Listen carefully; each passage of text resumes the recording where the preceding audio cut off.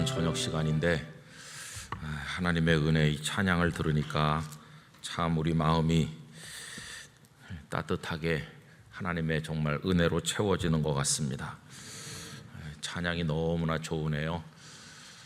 우리 성도님들의 모든 삶에 하나님의 은혜가 이미 함께하고 계시는 줄로 믿습니다. 그 은혜를 발견하고 하나님께 감사하며 지나시기를 간절히 바랍니다. 또 앞으로 우리의 삶이 있는 마지막 순간, 모든 순간순간에 하나님께서 다양한 은혜와 사랑으로 우리들을 인도해 주시기를 간절히 원합니다. 오늘은 저녁에 이렇게 어렵사리 나오셨는데 여러분들에게 선물로 시를 한 편 읽어드리려고 합니다. 선물이니까 공짜입니다. 온 누리에 새벽 기운이 충만하구나. 새날 새 해님이 뚜벅뚜벅 거인의 신상으로 다가오시누나. 시간의 수레바퀴가 희망의 말, 축복의 말씀을 싣고 굴러오시누나. 새날 새아침 나의 첫 기도는 구하라 그리하면 너희에게 주실 것이요 너희 말이 귀에 들린 대로 내가 너희에게 행하리라. 햇님은 눈부신 밝음을 온누리에 깔며 새날 새아침 우리의 간절한 기원을 말씀으로 화답해 주시는 분, 평화의 나라 소망의 말씀을 기쁨으로 영접하는 희망의 날이여라. 이런 시가 있어요. 그 시의 제목은 새아침 희망의 날에입니다. 이 시를 쓰신 분은 경희대학교 국문과 명예교수이신 박이도 시인이신데 이분이 이제 하나님의 말씀을 늘 가까이 하면서 신앙의 시를 많이 쓰신 분이신데 새해 첫날 1월 1일에 하나님께 받은 감동을 이렇게 표현했습니다. 그분은 지금 이제 80대 중반쯤 되셨죠. 여러분, 여기 햇님이 마치 어떤 거상처럼 다가온다고 그랬는데 이 시 속에 나타난 햇님은 이분에게 하나님을 표상하는 것이라고 생각합니다. 여러분, 하나님께서 햇빛보다 더 밝은 빛으로 우리에게 비추시면서 어둠 속에 살았던 지난 한 해를 보내게 하시고 새로운 축복의 해를 주시면서 우리에게 다가오셨죠. 그렇게 2023년도를 맞이하였습니다. 2023년도를 그런 마음으로 맞이하고 여기 시인이 새해 첫날에 받은 말씀이 구하라 그리하면 너희에게 주실 것이요 이 기도에 관한 말씀을 받았다고 그랬는데 여러분, 우리들도 올해 1월 첫 달을 기도드림의 달로 시작하였습니다. 기도를 드린다고 하는 게 뭘까 하는 생각을 다시 한번 해보게 되는 시간입니다.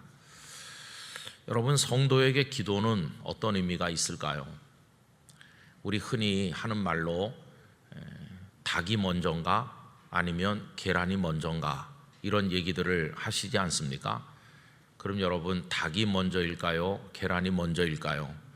알쏭달쏭한 이야기인데 창세기 1장에 보면 하나님께서 세상을 창조하실 때 공중에 새를 창조하셨지 알을 창조하셨다 그렇게 돼 있진 않아요. 그래서 닭이 먼저일 거다 하는 생각이 듭니다. 근데 그 닭이 이제 알을 낳았겠죠. 근데 하여튼 세상의 여러 가지 논리는 언제나 닭인가 계란인가 알쏭달쏭한 게 참 많이 있어요. 근데 여러분, 그 비슷한 것 중에 하나가 뭐냐 하면 그리스도인이 기도하는 사람이다 하는 말이 맞지요, 그죠? 그리스도인은 기도하는 사람이죠. 그러면 그리스도인이 먼저 있어서 그리스도인이 기도를 하는 겁니다.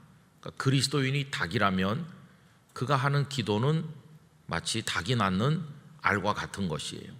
그러니까 그리스도인이 있으니까 그 그리스도인이 기도하는 거다 이렇게도 말할 수 있어요. 근데 여러분, 그 반대의 말도 가능합니다. 기도하기 때문에 그리스도인이 되는 거예요. 저는 가끔 그리스도인은 기도하는 사람이다 이런 명제를 생각을 하면서 그렇지 그리스도인이니까 그 사람이 기도하는 거 당연하지, 이런 생각을 하다가도 그 사람이 어떻게 그리스도인이 되는 것일까?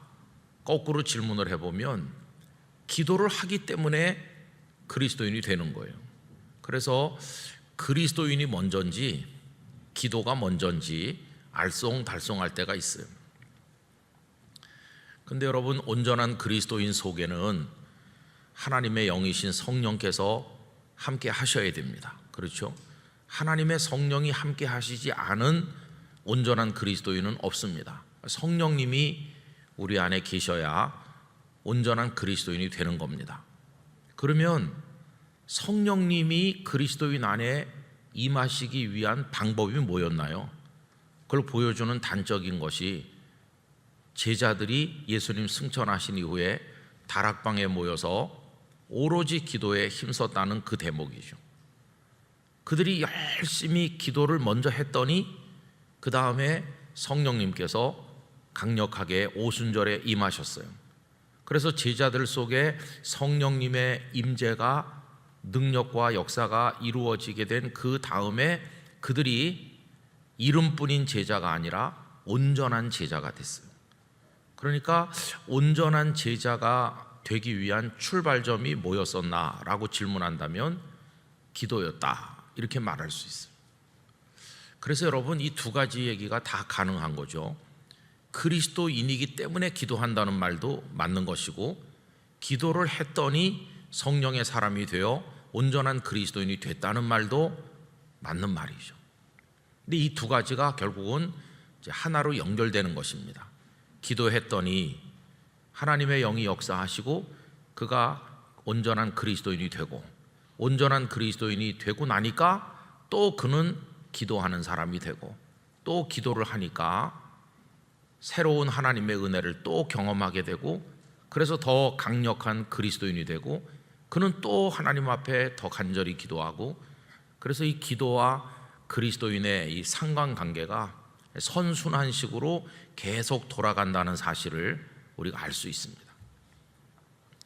근데 이것이 이제 끊어지면은, 기도를 하지 않는다 그러면은 그 사람이 그리스도인이 아니게 되는 것이죠. 그죠?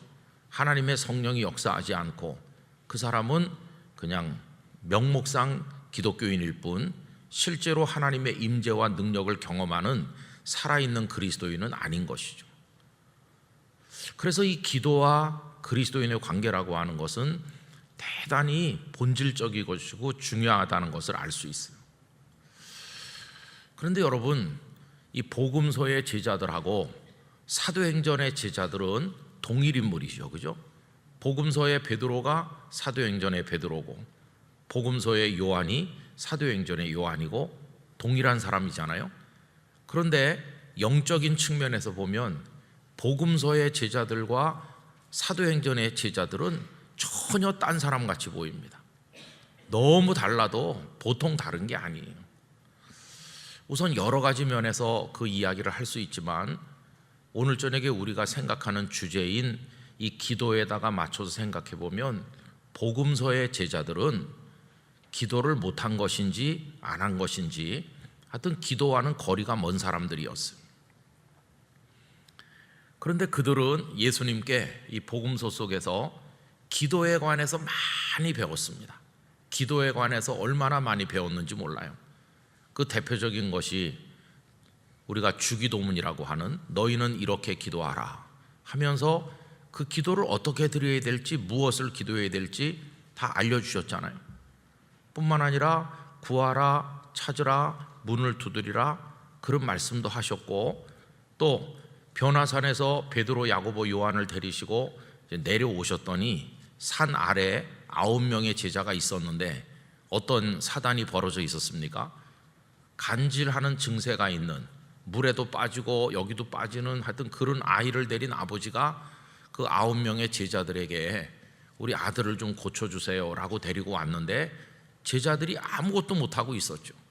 예수님께서 오셔서 그 아이를 온전케 하셨어요. 그 과정에서 그 아버지와 예수님의 대화가 있죠. 예수님께서 믿는 자에게는 능치 못하심이 없다, 이런 말씀도 하셨죠. 그리고 그 아이가 이제 온전케 돼서 돌아간 다음에 제자들이 조용히 와서 예수님께 여쭈었습니다. 왜 우리는 하지 못했습니까? 라고 하니까 예수님께서 기도 외에는 이런 유가 나갈 수 없느니라. 그때도 또 기도를 가르쳐 주셨어요.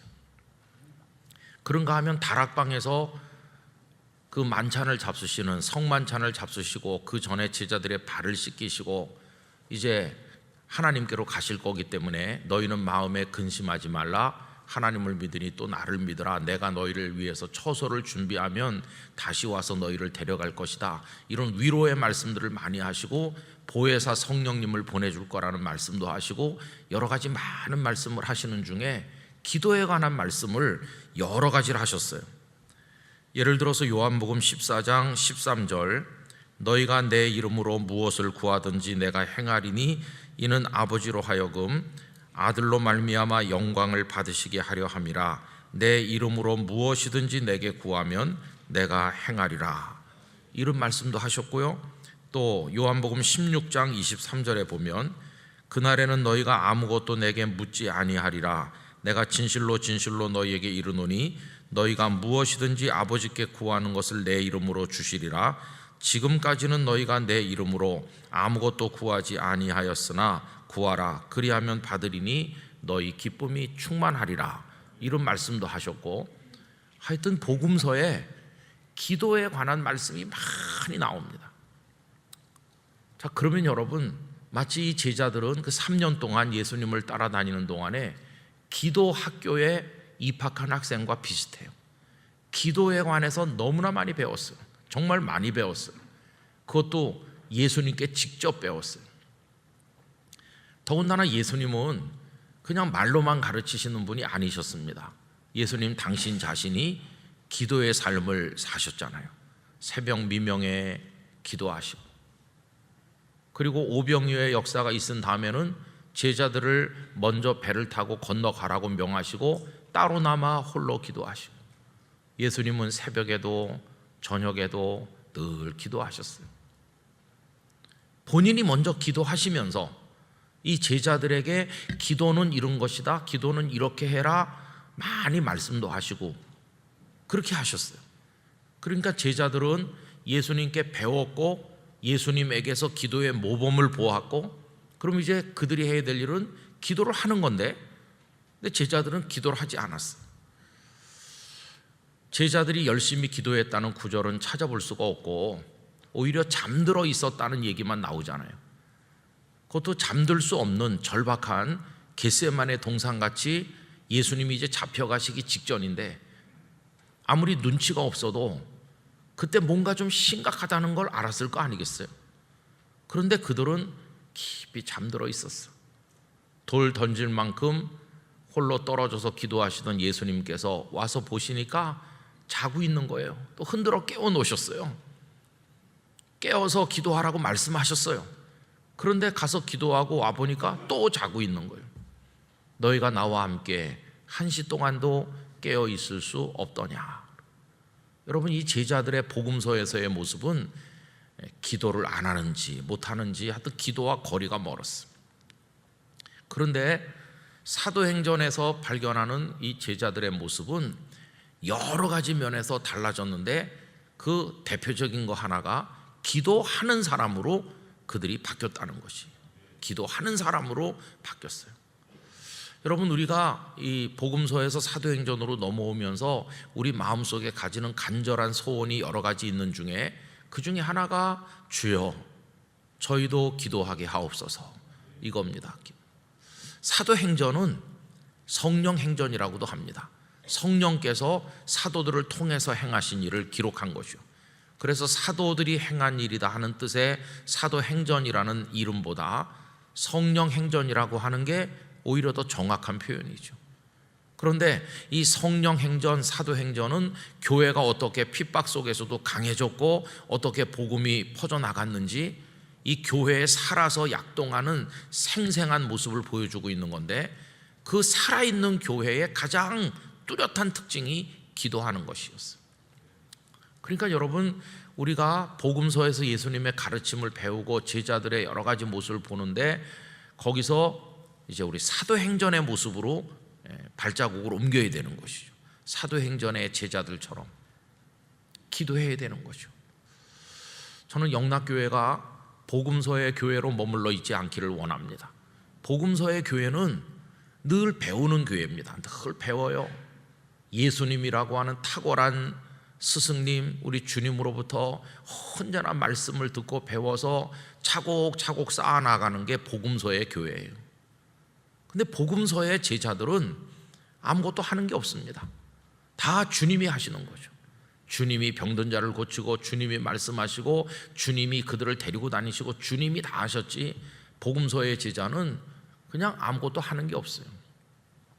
그런데 사도행전의 제자들은 본인들이 열심히 모이고, 본인들이 기도하고, 본인들이 전도하고, 본인들이 서로 구제하고, 본인들이 서로 사랑하면서, 그때는 제자들이 다 역사하는 것이에요. 하나님의 성령 안에서. 여러분, 살아있는 교회와 침체된 교회의 차이점 중에 하나가 바로 그겁니다. 침체된 교회도 아는 건 다 많아요. 늘 갈등하고 싸우고 그런 교회들도 많이 배워서 다 알고 있어요. 그 교회에서 분쟁의 중심이 되어 있는 성도들 개개인으로 만나보면 모태신앙인 사람도 많고 성경을 수십 번 읽은 사람도 많고 다 그래요. 그런데 기도도 하지 않아. 그 삶이 죽어 있는 거죠. 알기만 많이 아는 거죠. 그런데 사도행전의 교회는 그렇지 않아요. 사도행전의 교회는 모두가 살아서 역사하는 거예요. 그러니까 역동적인 교회의 모습을 찾으려면 사도행전으로 가는 거죠. 사도행전. 우리 영락교회 신앙적 정체성이 복음서에 머물러 있으면 안 되고 사도행전적 교회로 옮겨가야 된다고 믿습니다. 모든 성도들이 열심히 모여 기도하고 하나님의 성령의 임재를 경험하고 능력을 체험하고 복음을 전도하고 그러면서 믿는 사람의 수가 날마다 더해지고. 그래서 여러분, 교회 본질은 거기 몇 가지 딱 있어요. 열심히 기도하는데 성령이 역사하시고 복음이 확산되고. 오늘 우리 한국교회가 많이 위축되다 보니까 이게 다 똑같이 가라앉고 있습니다. 그래서 기도원들이 다 이렇게 없어지거나 모이는 사람이 아주 적거나 기도 소리가 다 죽어가고 있죠. 기도 소리가 다 죽어간과 동시에 하나님의 성령의 역사도 찾아보기가 어려운 그런 모습으로 영적 움직임이 아주 이렇게 가라앉고 있어요. 그러면서 교회들이 다 복음이 확산돼 나가야 되는데 교인이 줄어들고 침체하고 있어요. 정반대로 가고 있는 거죠. 그런데도 사람들은 많이 알고는 있어요. 우리 주님이 이렇게 말씀하셨다. 알기는 다 많이 알아요. 이걸 어떻게 다시 사도행전적 교회 모습으로 되돌릴 수 있을 것인가? 이게 너무나 지금 심각하고 중요한 숙제인데 저는 그 첫 번째 관건이 기도하는 거라고 믿습니다. 기도를 하면 하나님의 성령이 다락방에 임하듯이 임할 것이고 성령의 임재 가운데 거하는 성도, 그가 진짜 그리스도인이라고 말할 수 있는 것이에요. 그래서 여러분, 오늘 저녁에는 뭐 다른 얘기를 길게 말씀드리려는 게 아니라 우리가 기도하는 영락교회가 되기를 원하고 우리 한 사람 한 사람이 진지하게 기도하는 성도가 되기를 간절히 원합니다. 이 말씀을 이렇게 생각하면서 보니까 이 제자들의 모습이 우리랑 꼭 닮았어요. 여러분, 우리들도 기도 학교에 입학하기도 하고 기도는 어떻게 하는 것인지 설교를 통해 듣기도 하고 뭐 특별 강좌를 통해 배우기도 하고 하여튼 기도에 관해서 많이 배워요. 제자들이 예수님께 기도에 대해서 많이 배운 것처럼 우리도 많이 배워요. 그런데 정작 제자들이 기도는 하지 않았던 것처럼 우리도 기도를 잘 못해요. 기도에 대해서는 잘 알고 있어요. 그런데 기도를 하지는 않고 있어요.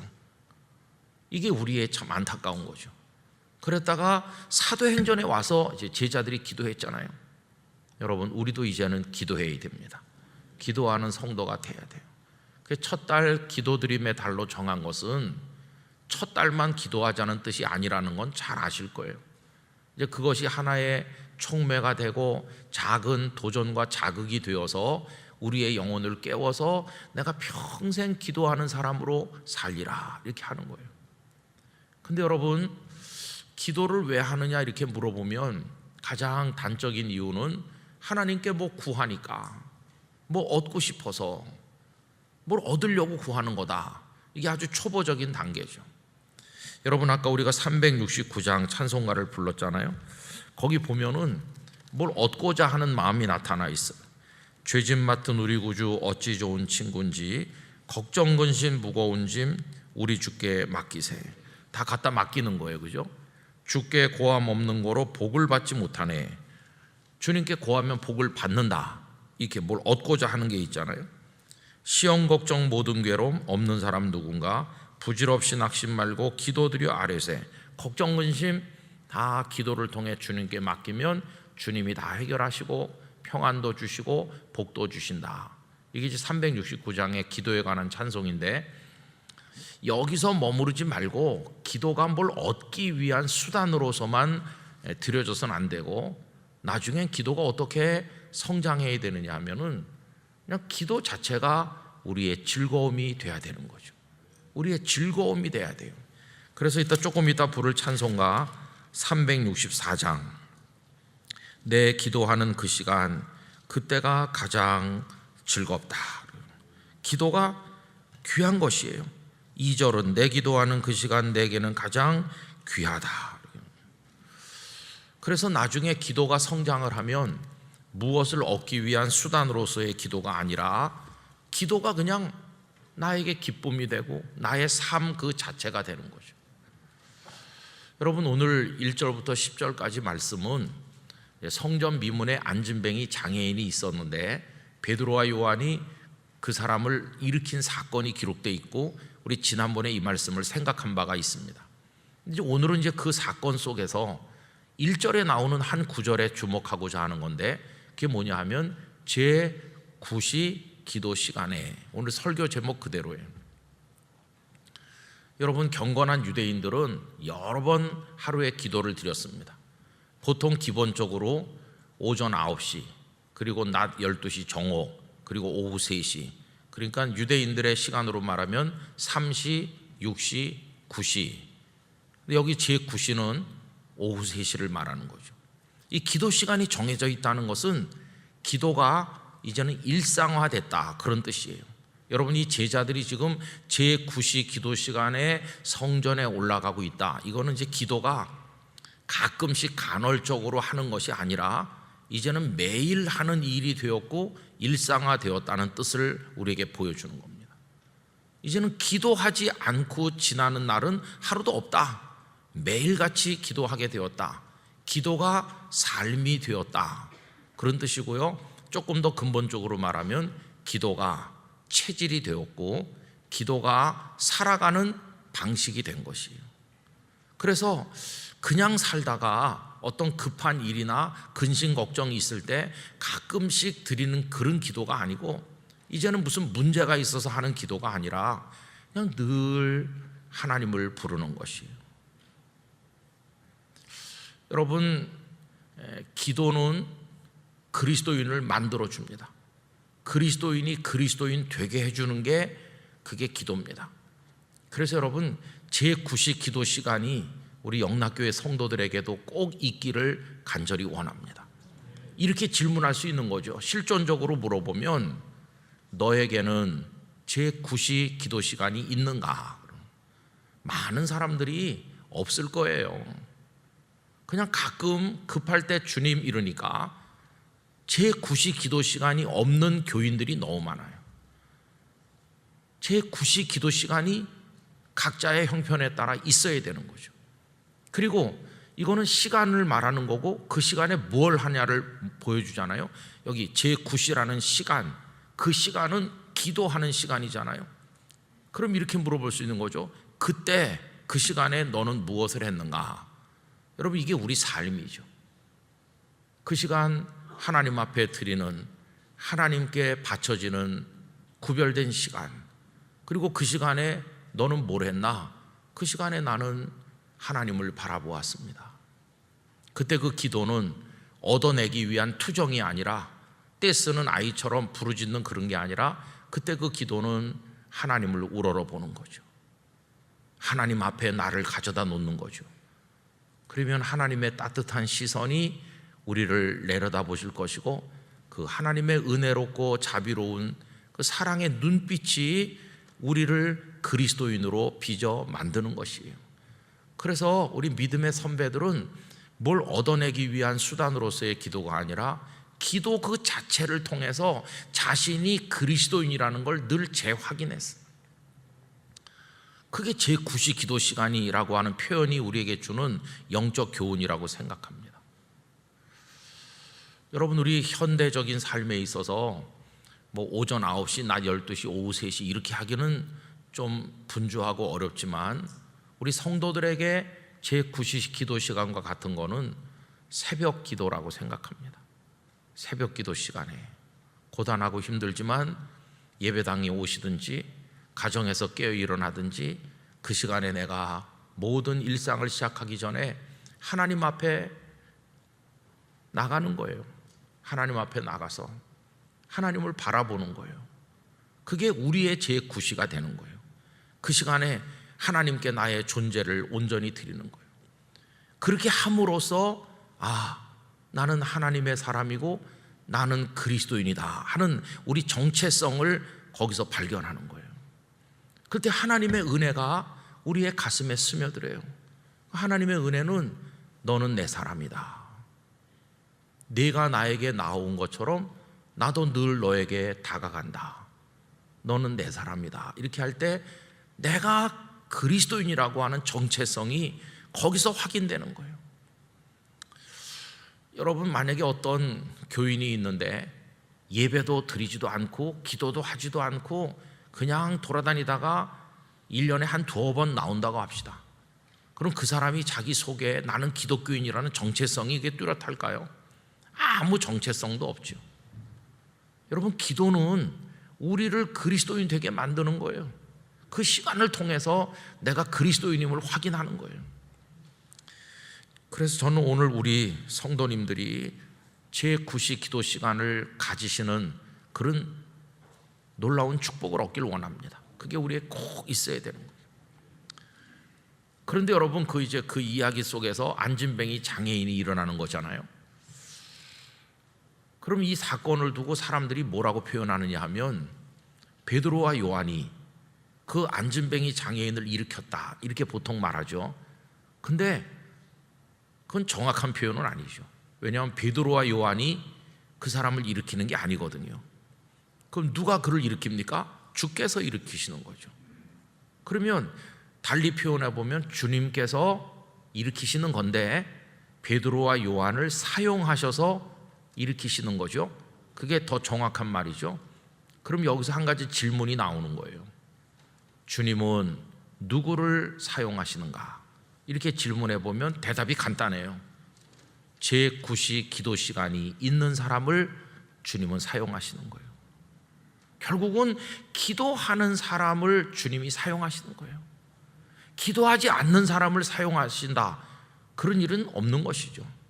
늘 주님을 바라보고 그 앞에서 자기가 주님의 사람인 걸 재확인하는 그런 영적 정체성을 가지고 늘 하나님 앞에 나가는 그 사람을 사용하시는 거예요.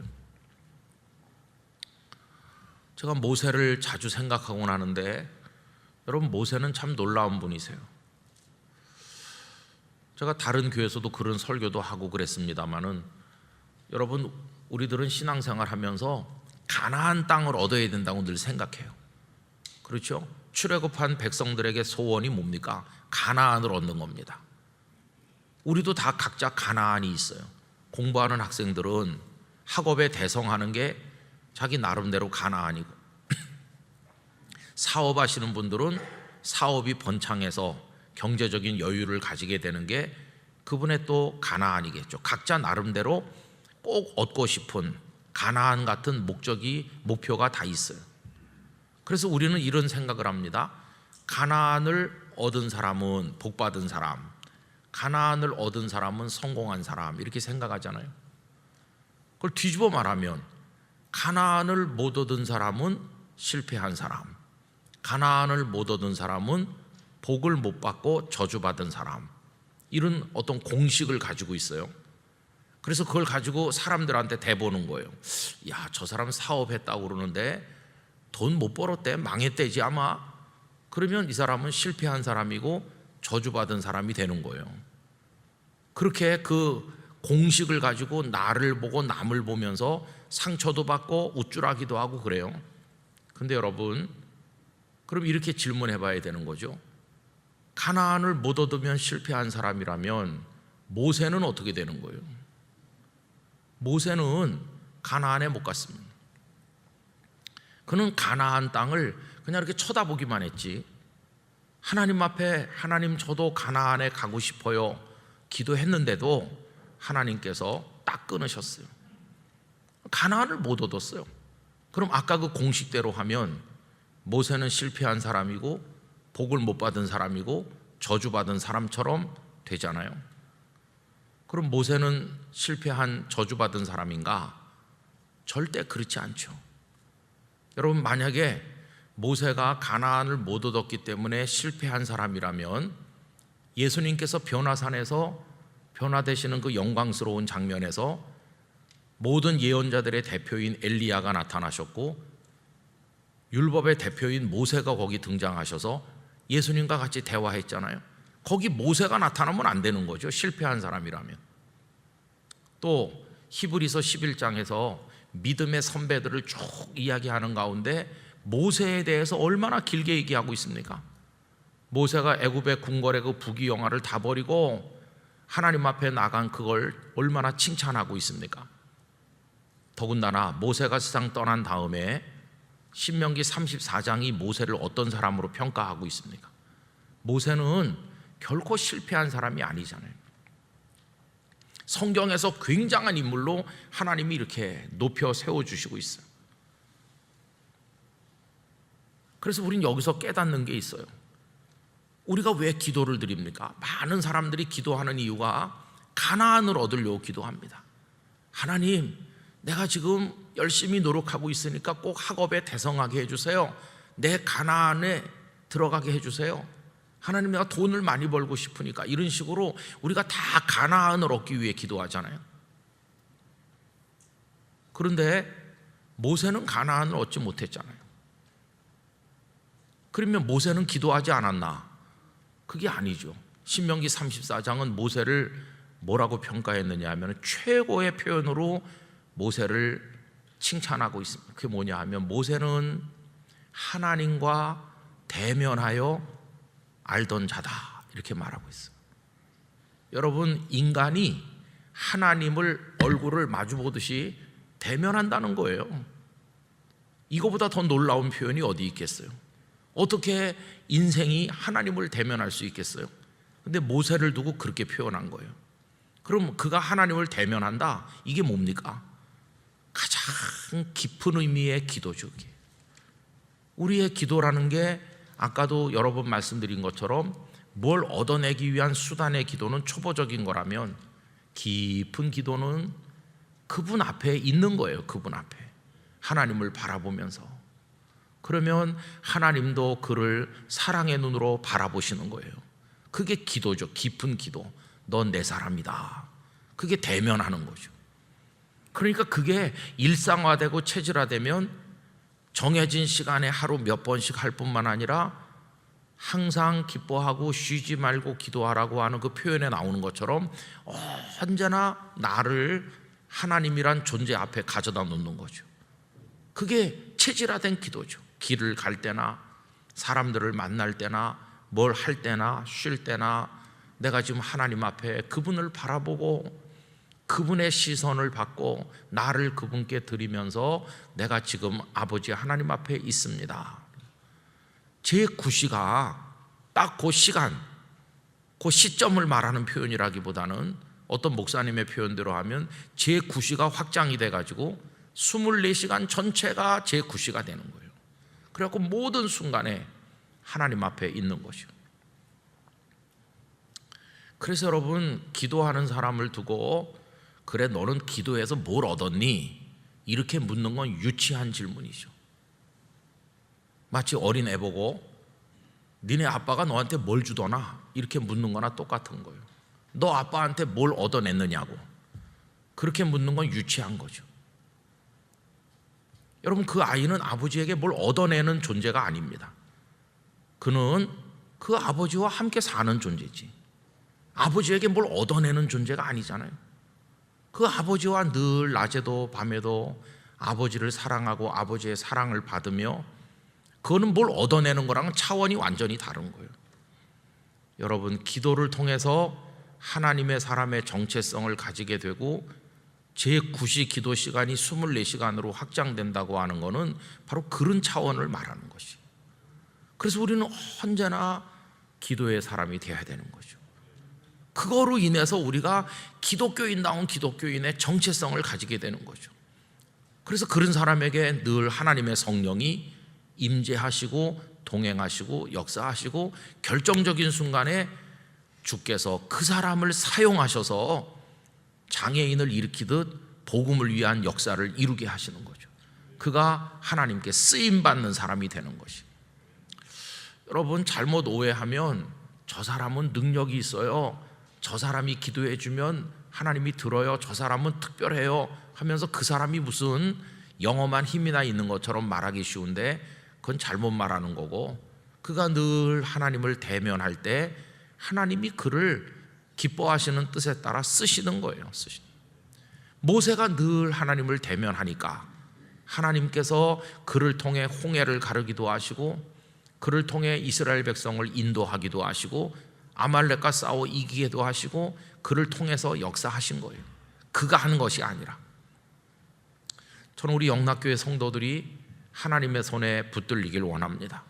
그러면 하나님께서 우리를 사용하셔서 복음도 전하게 하실 것이고 선한 섬김과 봉사도 하게 하실 것이고 우리 자신이 먼저 기쁨의 삶을 살아가도록 축복하실 것이라고 믿습니다. 그게 이제 기도하는 거죠. 여러분, 그런 기도 생활을 우리가 할 수 있다면 기도가 너무 지루하다, 기도가 너무 어렵다 이런 생각에서 완전히 벗어날 거예요.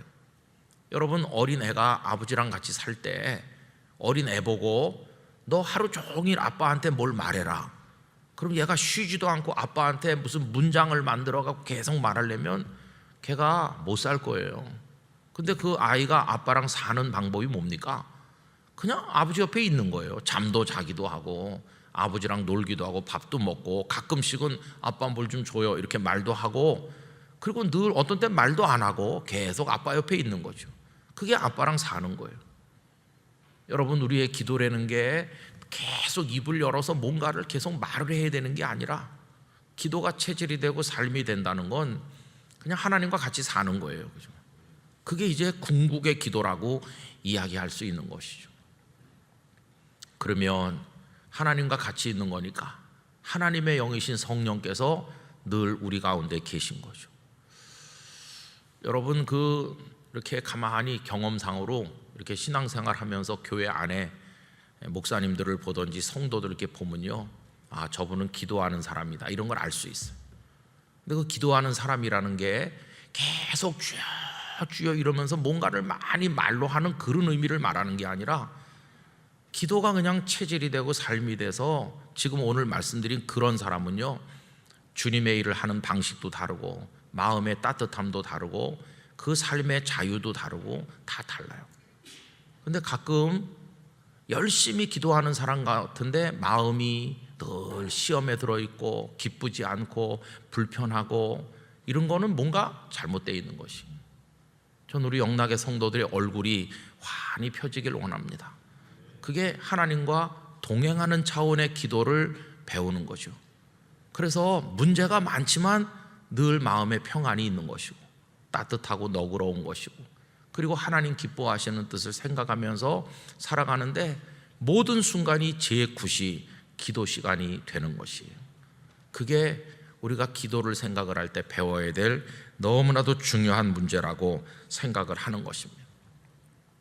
그래서 오늘도 여기 오기 전에도 이제 이 말씀을 한 번 더 들여다보면서 생각한 게 그거예요. 우리에게 제9시가 있나? 여러분, 제9시가 있어야 됩니다. 제9시.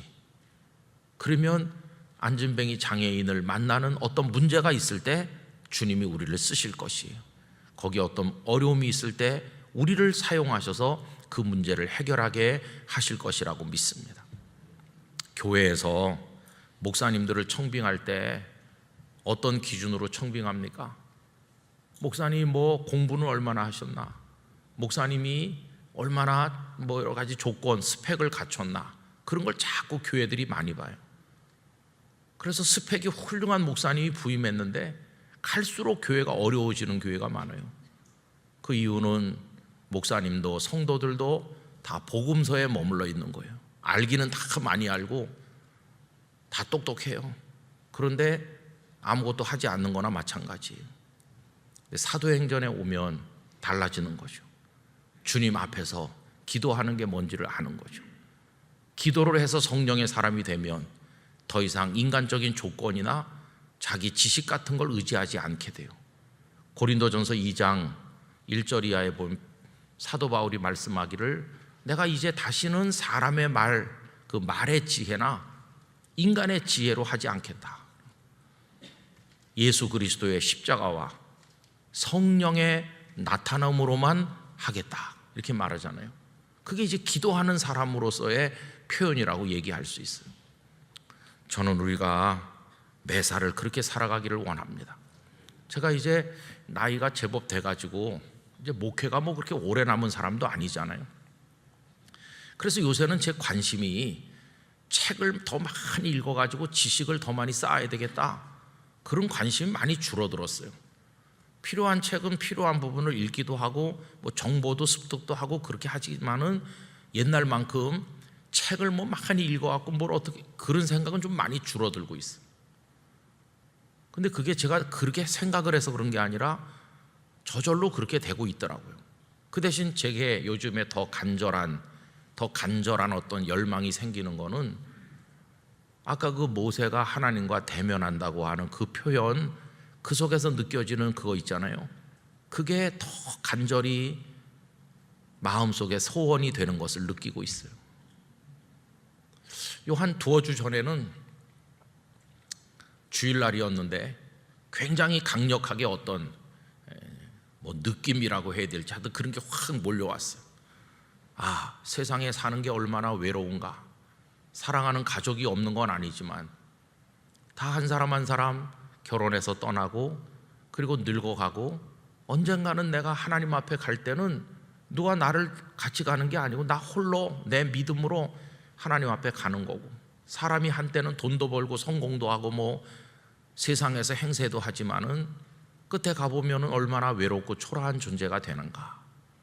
그런 의미에서 우린 참 인생이 덧없고 외로운 인생인데 사람들은 그 속에서 허우적대다가 그냥 무의미하게 끝나는 사람들이 얼마나 많은가. 그런데 그 인생을 사는 어느 시점에 자비로우신 하나님께서 우리 인생 속에 들어오셔서 우리의 삶의 파트너가 되주시고, 그래서 평생 하나님이 우리의 친구가 되시고 인도자가 되시고 내 옆에 사람이 하나도 없는 순간에도 하나님은 내 곁에 계셔서 언제나 나와 이렇게 교통하고, 야, 하나님을 알고 하나님과 더불어 한평생을 살다 간다는 게 얼마나 큰 축복인가. 그런 게 막 진하게 느껴지더라고요. 그날 진하게 느껴지면서 설교하는 게 뭔가, 목사는 늘 설교하잖아요. 설교는 다른 게 아니야. 그 하나님을 이야기하는 거다. 그리고 성도들이 그 하나님과 함께 더 가까워져서 살아가도록 도와드리는 거다. 목회는 그거 하는 거다. 뭐 다른 거 아무것도 없다. 무슨 뭐 목표를 정해가지고 뭐 교회를 어떻게 하고 그런 거가 아니라 성도들이 하나님의 존재를 알고 하나님과 같이 살고 하나님 안에서 행복하고 하나님의 쓰임받는, 하나님이 쓰시는 사람이 되고 그 하나님과 더불어 세상을 살도록 도와드리는 게 그게 목회하는 거다. 이런 생각이 막 강력하게 들었어요. 그리고 이제 한 두어 주 지금 지나고 있는 중인데 제 마음속에 참 놀라운 기쁨이 있어요. 분주하고 뭐 여러 가지 일들이 계속 해야 될 일도 많고 그렇지만은 하나님과 함께, 이게 얼마나 요새 제게 새로운 더 진한 체험으로 다가오고 있는지 말할 수 없어요. 그래서 앞으로는 이제 저의 기도도 좀 달라질 것 같아요. 전에는 뭐 여러 가지 제 마음속의 가난을 하나님 앞에 늘어놓는 기도를 했다면, 이제는 그 기도가 하나님을 바라보는 것으로 만족하는 기도가 될 것 같아요. 하나님 앞에 있는 걸로 충분하다. 사람들이 뭐라고 말하든지 어떤 일이 되든지 안 되든지 그런데 더 이상 연연하지 않을 것 같아요. 하나님 한 분이면 충분하다. 여러분, 제가 말로 표현을 잘 못하는데 제 마음속에 있는 게 조금 느껴지셨으면 좋겠어요. 조금. 그게 제 구시 기도 시간이라고 생각합니다.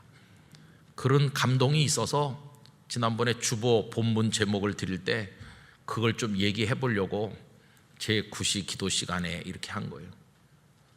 여러분, 24시간이 여러분의 제 구시가 되시길 바라고, 그 24시간이 하나님 앞에 있는 모습으로 사는 시간이 되시길 바라고, 그게 기도가 되길 바랍니다.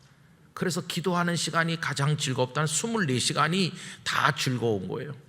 그거를 우리가 체험하지 못하면, 내 기도하는 그 시간 그때가 가장 즐겁다 그러면은 새벽 기도 끝난 다음부터는 계속 슬퍼해야 되는 거지. 그리고 불행하고, 그러다 새벽 기도 시간만 잠깐 기쁘고, 그런 말이 아니잖아요. 그죠? 그런 말이 아니거든요. 그래서 그 기도 안에 하나님과 대면하는 축복을 얻으시기를 기원합니다. 조금 이제 이해는 되신 거예요? 이걸 어떻게 말로 잘 못하겠어요. 그래서 저는 요새요, 하나님이 계시다는 게 너무너무 감사한 거예요. 하나님이 계시다는 게 얼마나 감사한지 모르겠어요. 그 하나님은 누가 뺏어갈 것도 아니니까. 그래서 너무 행복합니다. 그 하나님이 여러분의 하나님이시기도 하잖아요. 그 축복으로 행복하시기를 원하고 하나님과 하나 되시기를 축원합니다. 기도하겠습니다. 아버지 하나님, 1월 달에는 기도를 드리려고 저희들이 마음 먹었습니다. 그렇게 마음 먹었던 것은 그동안 제대로 기도하지 못했다는 후회가 많기 때문에 새해에는 기도하는 사람으로 살고자 소원하기 때문이었습니다. 그리고 이제 2월 달도 중순에 접어들었습니다. 아버지 하나님, 저희에게도 기도가 생활화되고 일상화되고 체질화되고 삶 그 자체가 되는, 언제나 하나님과 대면하는, 가나안을 얻지 못했어도 하나님 안에서 행복한 삶이 곧 기도요, 기도가 곧 삶이요, 기도하기 때문에 우리가 그리스도인답게 되고 그리스도인답게 되기 때문에 더 많이 기도할 수 있는 이 축복을 얻게 해주시기를 원합니다. 그렇게 사는 동안 주님은 우리를 쓰실 줄로 믿습니다. 꼭 필요한 곳에 저희를 사용하실 줄 믿습니다. 주님, 영락의 성도들에게 신령한 은혜를 주시되 24시간이 제9시가 되는 놀라운 축복을 허락하여 주시옵소서. 예수님의 이름으로 기도드리옵나이다. 아멘.